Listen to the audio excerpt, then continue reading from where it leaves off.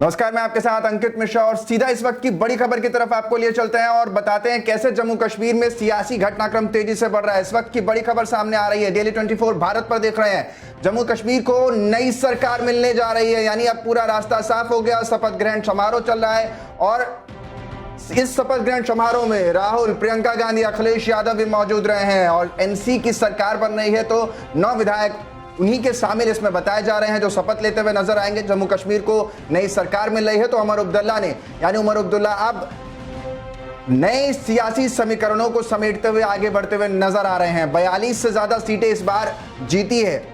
जहां बात करें भारतीय जनता पार्टी की तो 20 से 29 के बीच में सिमट गई। 90 सीटों के लिए चुनाव हुआ और इन सब के बीच अब जो बड़ी खबर निकलकर सामने आ रही है, उमर अब्दुल्ला ने सीएम पद की शपथ ले ली है। और इस समारोह को लेकर के जो तस्वीरें आप लगातार डेली 24 भारत पर देख रहे हैं, उसके अनुसार ये वो तस्वीरें हैं जो जम्मू कश्मीर में अगर आप मानकर चलें तो लंबे अरसे से जो सरकार का इंतजार किया जा रहा था, क्योंकि राज्यपाल का शासन हो गया था, तो ये देखा जा रहा था कि किस तरीके से आगे बढ़कर के सरकार की स्थिति साफ होती है। और ये पहला चुनाव आपको बता दूं 1970-80 के बाद जब बिना किसी हिंसा के चुनाव संपन्न हुआ हो।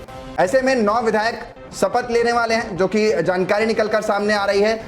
उमर अब्दुल्ला ने सीएम पद की शपथ ले ली है। तस्वीर आपको दिखा रहे हैं, सीधी तस्वीर इस वक्त की डेली 24 भारत पर आप देख पा रहे हैं, जहां सीएम उमर अब्दुल्ला के शपथ ग्रहण समारोह में कई विशिष्ट मेहमान अतिथि भी वहां पर पहुंचे हुए हैं, जिसमें प्रियंका गांधी हो, राहुल गांधी हो और या फिर अखिलेश यादव हो। ये तमाम शरीके नेता वहां पर मौजूद हैं।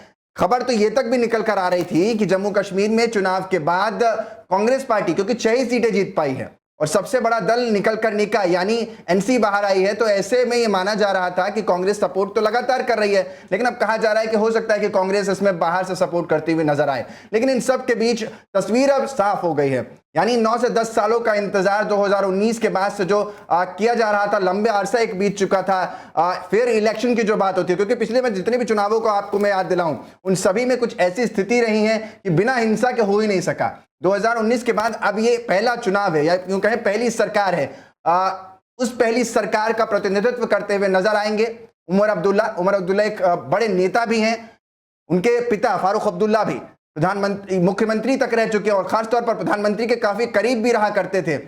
सरकार में होते हुए कांग्रेस की सरकार रही, उस दौरान केंद्र से लेकर या यूं मान के चलिए कि राज्य तक में कैसे बातों को मनवाना हो या सियासत की नए आयामों को गढ़ना हो, ये उमर अब्दुल्ला के पिता फारूक अब्दुल्ला से बेहतर शायद ही कोई जानता है। और यही वजह है कि आज उमर अब्दुल्ला के शपथ ग्रहण समारोह में तमाम कांग्रेस के बड़े सरीखे नेता, खुद प्रियंका गांधी वाड्रा हो, राहुल गांधी हो, दोनों ही वहां पर पहुंचे हुए नजर आए। तो दूसरी तरफ गठबंधन का सपोर्ट करते हुए अखिलेश यादव की भी तस्वीरें साफ तौर पर वहां से निकलती हुई नजर आई। ये तस्वीरों यानी काफिला देख पा रहे हैं, जो आज सिक्योरिटी हाई प्रोफाइल रखी गई है।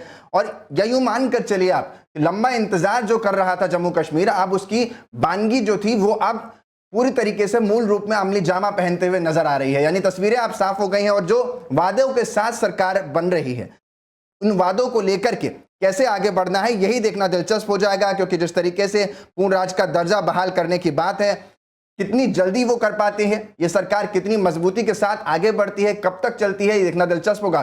क्योंकि आखिरी जो पीडीपी और बीजेपी की सरकार थी वो ज्यादा नहीं चल पाई थी, तो ऐसे में हम मान करके ये चला जा रहा है कि पूर्ण बहुमत के साथ ये सरकार बनी है, तो आगे चलकर कई फैसले बड़े जम्मू कश्मीर की सियासत में लेती हुई नजर आएंगी। ये तमाम तस्वीरें आप डेली 24 भारत पर देख रहे हैं। फिलहाल इस बड़ी खबर के साथ हम लगातार बने हुए हैं।